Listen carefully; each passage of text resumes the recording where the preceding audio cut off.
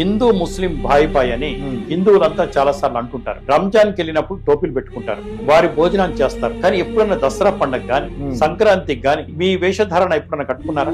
మీ భోజనాలు ఎప్పుడన్నా చేశారా? హిందూ ముస్లిం భాయి అని హిందువులు అంటారు తప్ప ముస్లింస్ గాని ఇతరులు గాని హిందూ ముస్లిం భాయి అని ఒక్కసారి అనిపించండి చూద్దాం. హిందువులకి ఉన్నది ఒకే ఒక్క దేశం, భారతదేశం. హిందువులకి ఇంకొక దేశం లేదు. ఒకప్పుడు నేపాల్ హిందూ దేశం ఉండేది, ఇప్పుడు అది కూడా లేదు. ముస్లింస్ కి ఎన్నో కంట్రీస్ ఉన్నాయి, క్రిస్టియన్స్ కూడా ఓన్ కంట్రీస్ ఉన్నాయి. హిందువులకి ప్రపంచ వ్యాప్తంగా ఏదైనా ఆపద జరిగితే, అనుకోని జరిగితే, ఆ దేశాల నుంచి వెళ్ళగొట్టబడితే ఉంది ఒకే ఒక్క హిందూ దేశం. వారందరూ కూడా వస్తే కూడా మనం భోజనం పెట్టేది ఇక్కడే. కాబట్టి హిందూ ధర్మాన్ని కాపాడుకోలేకపోతే, ఈ ఒక్క దేశం కూడా మనకు లేకపోతే మన పరిస్థితి ఏంటో అర్థం చేసుకోండి. 850 సంవత్సరాలు ముస్లింస్ పరిపాలించిన, 200 పైచిలుకు సంవత్సరాలు క్రిస్టియన్స్ పరిపాలించిన హిందూ దేశంలో దేవాలయాల మీద దండెత్తిన, సంస్కృతి మీద దండెత్తిన, సంప్రదాయాల మీద దండెత్తిన, పిల్లల్ని ఎత్తుకెళ్లిపోయిన, మత మార్పిళ్లు జరిగిన హిందూ దేశం నిలబడగలిగింది కదా.